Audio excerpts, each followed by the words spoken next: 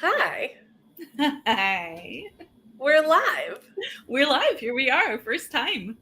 That's exciting. Are you feeling a little nervous, my sister? Oh, yes. Are you feeling a little nervous? A little bit. I was more nervous before we went live, and now I just have this like giant smile on my face. Backstage is a more nervous place. Backstage feels more nervous. Yeah. Should we introduce ourselves? Yeah. Welcome to everyone who is here or on their way here or watching this later. Welcome, welcome, welcome. We are Abacus Corvus. I am Joe, and I am alive in these hills of stolen Cherokee land. And I am Corina. I am living on Lenni Lenape land, also known as Philadelphia. And this is our first treehouse. And you might be thinking to yourself, what the heck is a treehouse? The treehouse. And you know what a treehouse is. It's where you hang out in a tree. This was the vibe. This is the word that we were thinking of, where we're like feeling intimidated by a live stream, thinking about the culture of live streaming and how we do or don't intersect with it and what it means to join you all here with faces. And Joe came up with this word, and it immediately just made me feel really safe. Like, oh, it's just a treehouse. Yeah. We're just going to be in a treehouse together. So we would like to welcome you into that space of imagining all of us surrounded by trees, maybe like sitting cross-legged on a home-built surface. Well, Did you have more to add to that, Joe? I do. I mean, all of that. And there's an air of youthfulness. There's an air of like, this is our private club. It's not that private, but it's like, I think that it helps to think about it that like it's just sister time. Like we're here for sister time, but it's not a private club. We're opening up the door. We're expanding the treehouse, and but we're still just like having an extension of this space that Corina, you and I have been cultivating for decades since we were tiny little children, and this is the current incarnation of this space that you and I have been in for literally over 40 years. Yeah, right. So this is pretty experimental. We're going to be feeling into it. We have a few things to talk about today. We welcome you to chat at us while you are here, or DM us later if you're watching this later.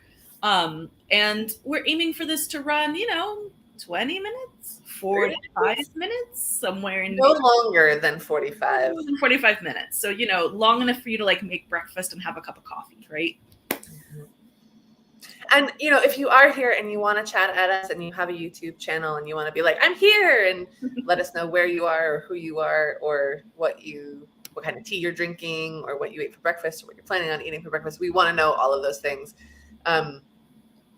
And this is on a 10-second lag, which is like, we don't know that, but I'm going to remind myself that because we don't know that, but we will remind ourselves. Well, I mean, we're not experiencing ourselves at a 10-second lag. I don't know. There's a time thing, which gets us into our spell, and I don't know if we're there yet, but we are beside time.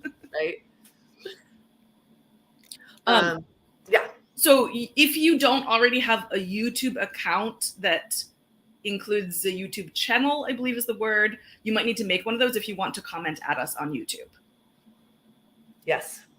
And no pressure. Yeah, but if you are here and you have the capacity to comment, feel free to post a comment, because otherwise we don't know who's in the room with us. Right. And we would love That's what it is. Hear from you about, name, how your morning is going, really anything at all. And we're just going to keep on cruising. So we're not waiting on you. Don't worry about it. Corina and I tend to start everything we do with a real quick relational check-in. And so let's do that now and just get back to the thing that feels familiar and easy. Totally. Joe, do you want to tell me how your morning's going? Yeah. Our mom is here. And so I just had a waffle, egg, and bacon breakfast with my mom and my husband and my toddler, and a nice big old cup of decaf coffee. Oh, hi, Betsy from Brooklyn. This is fun. I love to be interrupted, too. This is going to be great. I'm going to talk about a thing, and then I'm going to butterfly over there. how am I doing? So I'm in a little less than a week. I'm going to do a public speaking thing. I'm going to talk to some people in Asheville in the morning about something, and I'm so excited for it because I've spent the last 2 years existing almost entirely in my home, not really getting to be in public mode, and that's exciting. And I'm so nervous, and like throw this little live thing on top of it, and I'm just dealing with a lot of upward moving nervous system stimulation, and I'm looking forward to the opportunity to ground and slow down a little bit this morning with y'all. I've had back pain, I've had body pain, and maybe that's part of slowing down and getting back in. It's just being like this. My body is like a little weird. Oh, so early. Yeah, you're here so early. Good morning, Andrea. So good. West Coast people showing up. I'm impressed. I am not a morning person. West Coast. Coming through. Hi, Susanna in Boston. Hi, Alec. Portland. Alec and Megan, both of you. Yeah, body pain. Also, I'm in some grief. I just lost an important person. So, oh look, we can just see their face. That's so exciting. I did that by accident. Oh, you did it by accident? Oh, yeah. I didn't see Susanna's note, and I was like, we're still figuring out the backstage here. But yeah. Sorry and apologies, and we're figuring it out, but everyone got to see Susanna's here. Stephanie. Oh, Coffee Kitchen Nook. I'm so glad you're here. Okay, this is very stimulating. So, should I check in? Mm-hmm. Okay, gorgeous. I've got morning throat happening. So if any of you here have ever had a reading with me or taken a class with me, you might recognize that I start them a little bit later in the day, and that is because I'm 100% not a morning person. We have scheduled this one this early because I already had clients booked for today, and this was the time we could make it happen. But all of our future tree houses will be a few hours later. And so my check-in begins with me rolling out of bed maybe an hour ago and, and being like, oh, it's time to do the thing today. Do I have a voice? And it's been, I'm coming out of a week where I had a little bit more client work than I usually do. And so I schedule people on days I usually don't work. And so I just had one day off, and that was yesterday. And during that whole day off, I hung out with two friends and played like a storytelling game for like 6 hours, which was like heaven. Very nice, very fun, but also like so immersive and not doing the things you're supposed to do on your day off about like, I don't know, making food for the day ahead, going for a walk. So I'm feeling a little like I've been in talking mode for a long time, but excited that at least here you and I can bounce off of each other. And as you said, our relationship is a place where I feel like we've kind of just been in one long conversation since you were able to talk. Mm-hmm. Probably before. It's been a one-sided conversation before that. Well, I communicate. No, that's true. Fair. Hi, Mommy. Mom's over here in Marshall. And yeah, I mean, morning people, 7 a.m. You guys are on West Coast? Yeah, I mean, all praises. It's so touching, so meaningful that you would wake up this early for us. And you'll never have to do it again. It'll be, when are we going to be doing? Like 1 p.m. Eastern time next time, I think? Yeah, it's going to be 1 p.m. our time. So a little bit later. We're on out. I think that's 11, which is a little more generous. No, 10, 11, 12, 1, math. Yeah. I know, right? So here we are, January. Our spell is Beside Time We Make a Circle. And if you have our calendar, you might have it with you, visible. If you don't have our calendar, now is the time, clearly. And if you are one of our Patreon supporters, you get this kind of extra special bundle of ritual prompts and spell notes and astrology notes that can just kind of help you orient yourself around the time that we're in and how to work with the spell that we've given you, and also the astrology of the new moon, which is where we're at right now. Today is the Aquarius new moon, and freaky. Yeah, so we're gonna get into a little bit about this month's spell and this month's astrology and how to locate ourselves within it. What's happening, Joe? Rachel. Hoglet. YSP Rachel. Oh, wow, amazing. Old school. Amazing. Okay. Okay. This is magical. All right. What are we doing with this spell? We are pulling out some highlights. What are we doing besides just saying hello to a bunch of I people? think I just want to hang out with you guys. Well, I mean, one of the things, the 3 keywords that we had for this month was non-linear time, togetherness magic, and boundaries.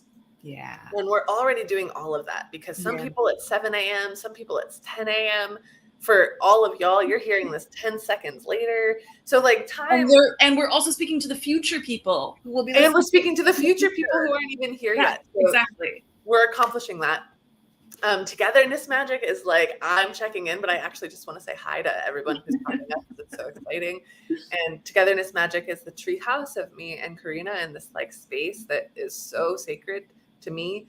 And opening that up is an interesting part of the boundaries. Actually, it's like we're actually opening up some of the boundaries of what we typically do, and I think it's a call to stick to some of our structure, even though we're really excited. I'm saying that more to myself than myself. Corina would be a little bit more likely to do that, and I'm just gonna remind myself that boundaries make me relaxed. Yeah, when we were talking about the format for this, we're coming out of a few years of podcasting. And for podcasting, we had scripts and we had editing.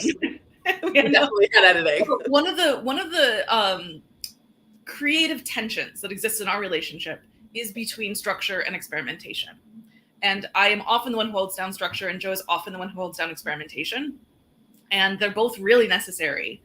And in this particular format, we're still playing with how much of each. So you might notice me bringing us back to structure, and you might notice Joe opening up to experimentation.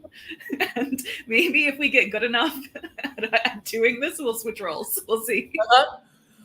It depends on the topic, I think, sometimes. Yeah. Mm-hmm. So Joe, coming back to our structure, did you want to pull out a few highlights from the blog post that we wrote, and we can riff on them a bit? Maybe I do.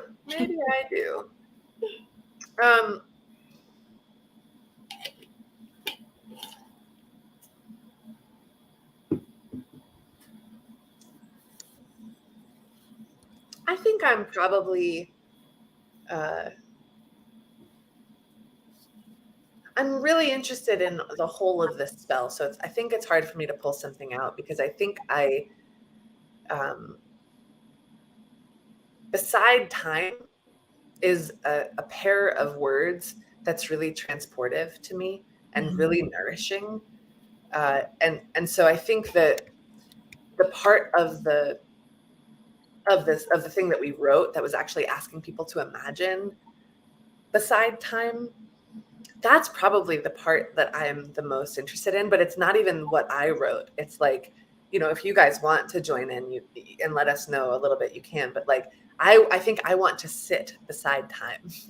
I want to be in that place. I want to, for me, I mean, some of the ideas that I came up with was like what it might feel like to be like behind the waterfall or like under a river, where you can hear it, it's happening. That's maybe one of the things we talked about. It's not like you're just totally outside of time.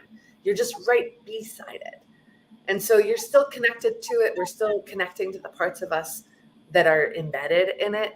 But I think we're asking or offering or inviting the parts of us that aren't connected to time, and like maybe recognizing that there are parts of us that can step just a little bit outside of it and be in a very different relationship with time, almost like you're observing it rather than just in the current of it.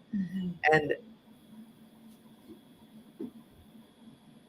I'm almost expecting you, Corina, to talk about the circle part of it and just maybe laughing about how that is very consistent with I want weirdo, maybe more abstract, sort of almost out of body, not really out of body, but maybe you can talk a little bit about the circle that we make once we're in that really special, not your ordinary run-of-the-mill day-to-day grind kind of space with time.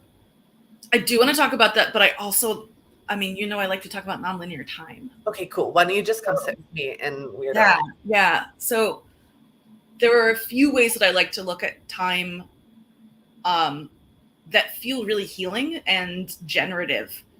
And the first thing that I want to do is name capitalist time, like with a capital T, kind of like a more authoritative time that conditions our experience of our like daily and weekly rhythms and when we have to like get up and grind and what we have to do in our time left over, like that there is this kind of constriction of time that is what many of us feel under capitalism.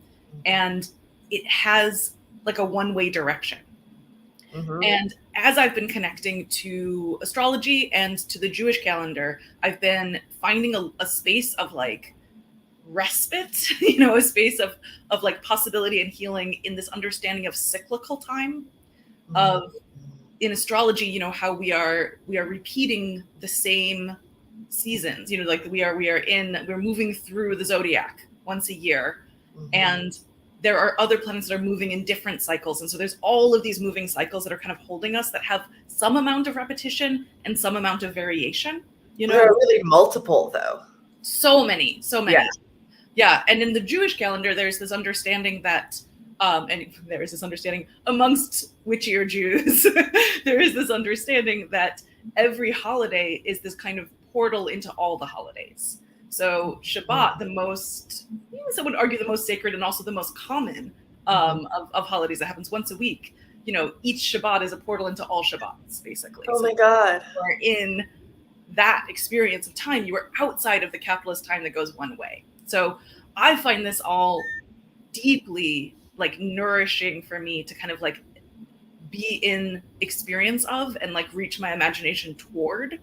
And so that's what comes up for me when I think about beside time. I love that. The circle being, a literal circle of like, you can do the witchcraft thing and draw a circle around you and like call in a circle where you have boundaries between what you do and don't want with you in the energy, right? But a circle also being the nature of nonlinear time, the way that, and circle might be too simplistic. It might be like multiple spirals, right? Ooh. Okay. So like beside time, we either like make a circle or like beside time, we are made into a circle. Totally. Yes. Or like we become one, right? Like we make one together with, I'm like, just imagine, I kind of want to do this like infinity arm dance. Totally. Because I couldn't just do that on a podcast. Oh, that's a joyous thing. This live stream is going to quickly become improvisational dance. Just like, and then it's like this. Anyone who's listening to the audio, we're so sorry. It's fancy hands from now on. Well, yeah, get your booty over here. Okay, that's beautiful. Yeah, where does that take you, Joe?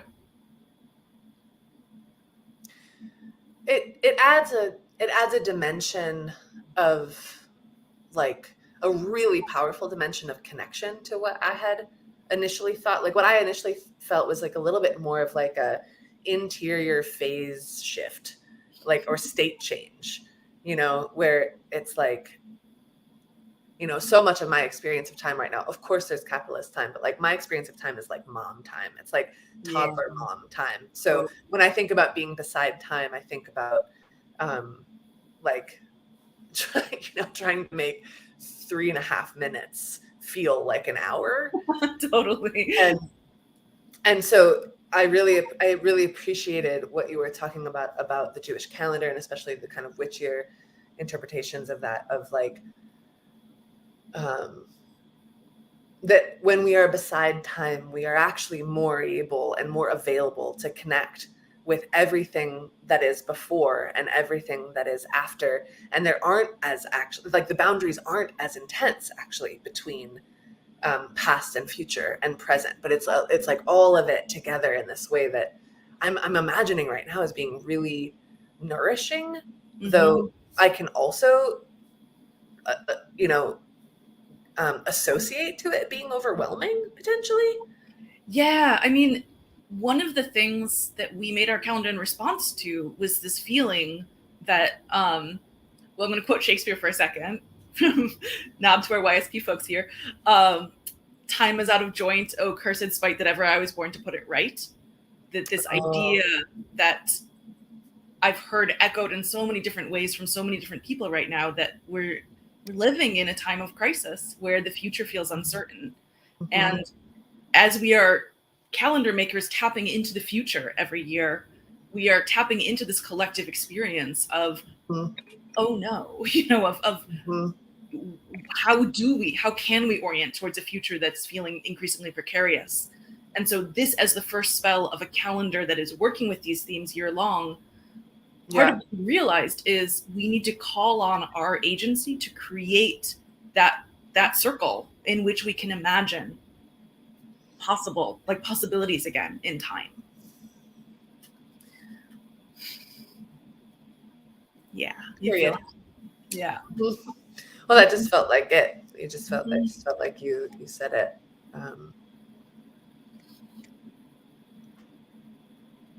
But it was also like right at the belly of it,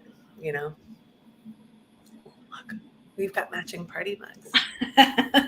Many miles away. My sister visited me for my birthday this year and brought a bunch of party mugs from a wedding. Shout out to Evan and Zachary at your amazing wedding where I got to take all 14 party mugs. Nobody else calls them party mugs, but my toddler was like, that was the first party they ever went to. When we are on Zoom with Joe's toddler, she's very interested in us drinking out of the same mugs together. Mm-hmm. It is like part of our ritual. Did you have more you want to say about this spell, or should we hop over? No, I mean, I think at every phase of this, we want to remind whoever is with us that we would love to hear your ideas as well. Mm-hmm. Even though we're kind of going to move on, we're going to keep, whatever you say, if you want to say anything about it, no pressure or expectation at all. But that I just kind of want to remember that you're here. Yeah. So remind you that we want to hear from you. Yeah. Thoughts you have about nonlinear time, about drawing circles, about this spell. Whoa. Jesus. That's great. Time is eternity living dangerously. I'm going to put that one up.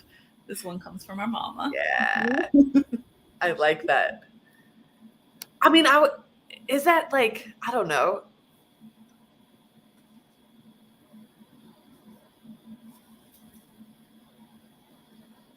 Sorry, I'm going to zone out on that one. This is the sort of long pause we usually edit out in a podcast when we have. Thanks, Mom. You blew my mind. Yeah. I'm on you. Yeah, more and plenty of that. And I think, Corina, did you want to talk to us a little bit about the new moon? Yeah, I do. So, that funny? Yeah. Nothing but private jokes over here. So we're at the new moon right now. It was at its peak yesterday, 3:54 p.m. our time, East Coast time. And this is a new moon in Aquarius. And new moons are always times that help us align with renewal. So many people plant seeds, offer intention, try to do some manifesting, whatever your way is around a new moon. They're these, we get 12 of them a year to kind of drop down and experience some form of receptivity, because the moon is always about our feelings. And the sign that the moon is in tells us about how are we accessing this? What piece of ourselves, what tools are available to us? And new moon in Aquarius is working with tools of experimentation, visionary thinking, revolutionary thinking, and orientation towards the future and towards collective liberation. So it's good times to be thinking about opening a circle, especially for imagining a world that could be more just and in all ways more aligned with our collective future. This particular new moon also has a conjunction to Pluto, and it includes Venus conjunct Saturn. And I'm not going to get too deep into the astrology of it, except to say that it is likely for feelings to be running deep, for us to kind of do some shadow work around what happens when we try to tap into the visionary impulse, the way of thinking that can help us imagine a better future. Mhm. And I know that for me, we've been living through a few years of Saturn in Aquarius, and Saturn tends to show us limitations and obstacles and kind of help us get realistic about what isn't working. And Aquarius as the sign of freedom. We've been living through a few years where, for me at least, as someone who's been experienced in radical leftist circles for many, many years, it's a collective lull. It's this feeling of like, what are our tactics? How do we come together?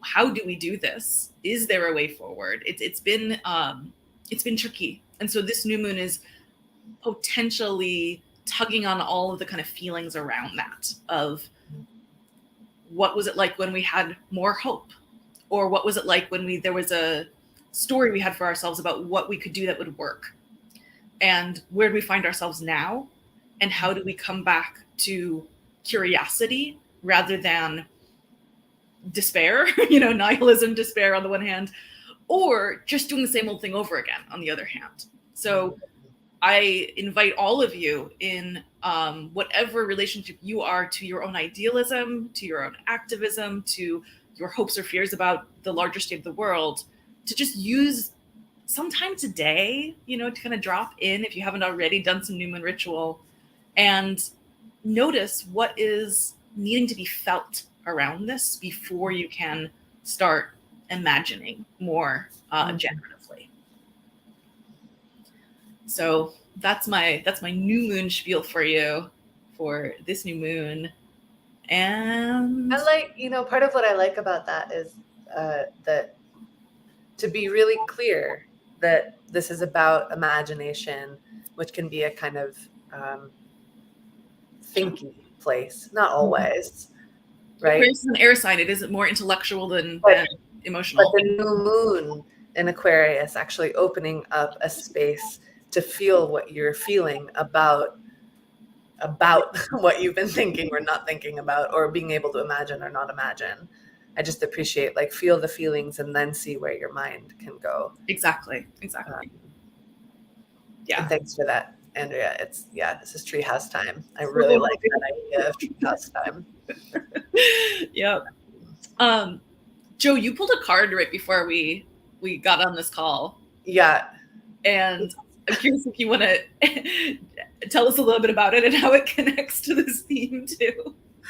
Well, I don't know how many of you know, but Corina and I are turning 56 of our paintings and spells into an oracle deck. And we just named it. I don't know if we're ready to tell everybody what the name is yet. However, we have a little beta. Maybe we'll see if that happens. But we have a little beta deck that's just like kind of crappy printing, but we just did it at home. And I pulled this card this morning, but I've pulled this card every day for maybe not every day, but like probably 6 times over the last 10 days. That's probably where I'm at. And it has a little water stain on it, but I'm just gonna put it up here. And it says "want the change" if you can't read it at home, or if you're on. That's what I'm being guided to do, is want the change. And yeah, we realize that's kind of a nice Aquarian oracle makers. It's a pretty Aquarian vibe, want the change, right? I think, Corina, you're a little bit more on that, but it's experimentation, right? Like that's kind of the vibe. Yeah, and I mean, that spell in particular, what I love about that spell is that it's less about be the change you want to see in the world or do the change. It's more about emotional orientation toward change. Like, well, the change is happening in some way. Are you able to want it? Are you able to embrace it? Yeah. So I'm someone who, like, I consciously identify as someone who loves change. I'm very Gemini. I like and get excited by new things. I wouldn't necessarily say that I get bored, but I get restless. That's a better word. I get restless with things that take a long time to change. I don't know if that's 100% true, but what I guess I appreciate is that this is coming up, the way that it's coming up again and again for me, seems to bring my attention to some part of me that may not be consciously wanting whatever change that I'm in. Mm-hmm. And it's just kind of this reflection that like,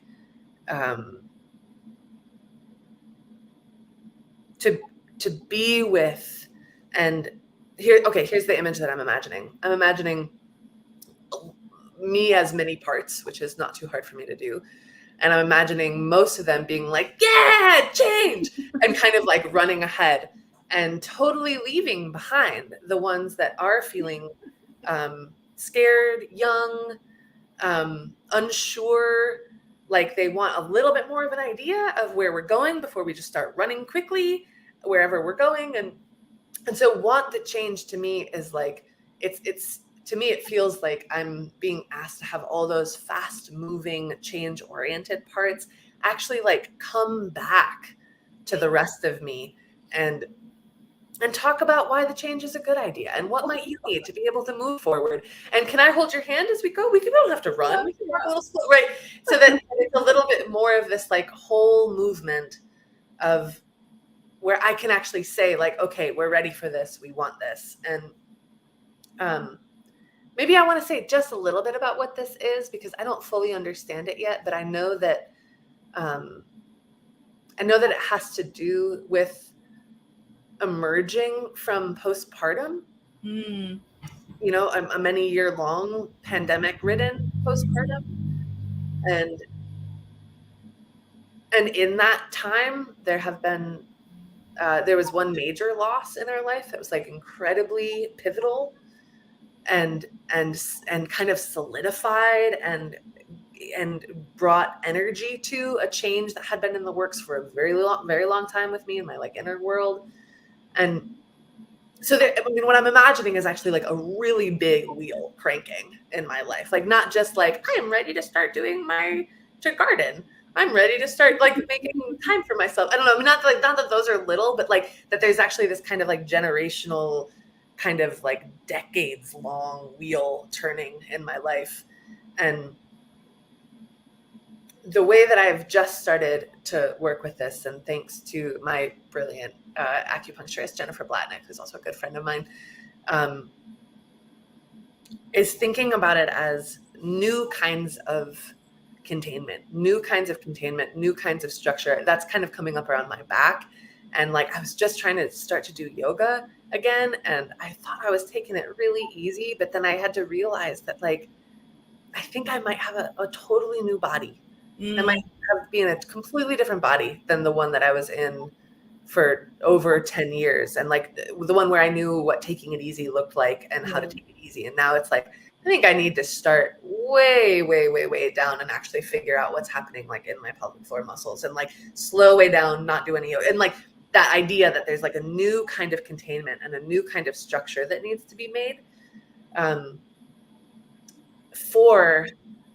with that, a new kind of courage. That was an idea that was just a seed that was planted that I don't totally understand yet. So I don't even necessarily know I want to talk about it. But I love that idea. Yeah. What were you about to say? Oh, I was just gonna say, I think that's a beautiful place to hold when we're thinking about the new moon as a place of setting intentions. And I personally don't like the idea of trying to do manifestation with the new moon because I don't know what's happening in the universe and what is possible. And it feels too close to me to a kind of over controlling way of being of like, I need to get these things to happen in this order, in this way, and then my life will be good. And so I keep thinking of new moons as a place of like inquiry and kind of throwing out an idea or a feeling and kind of being like, I'm going to put this out. I'm going to like set this out as an intention to like think about and be with throughout the month. And that's mine. So it seems like yours is that. I think mine is being able to imagine possibility again. And all of you who are with us right now, if you want to put into the chat anything that comes to you as this is the feeling, this is the way of thinking, this is something, a seed I would like to plant around this new moon and try to catch up with it and see what I find and see what grows. feel free to put that in the chat. And I think that brings us to our kind of closing of the circle a little bit. And we have some things to tell you about. I do kind of want. Did you have more? I just want like a 30-second slowness. Back into the structure, yes. And just make it a little bit more expansive, because people, whether or not you're typing anything into the comment, is totally up to you. But I think we just offered something that we could give a little bit of space for, to, whether you guys want to have a more interior moment for it. Like, what is the thing that is wanting you to be with it right now? I love that you're sharing. Yeah, let's read it aloud. Stephanie writes, as I awaken to more of my authentic self, I realize I am really remembering parts of myself that have always been here beside time. Oh, beautiful. Hell yes. There's that connective piece. Thanks for bringing it full circle, Stephanie. Totally.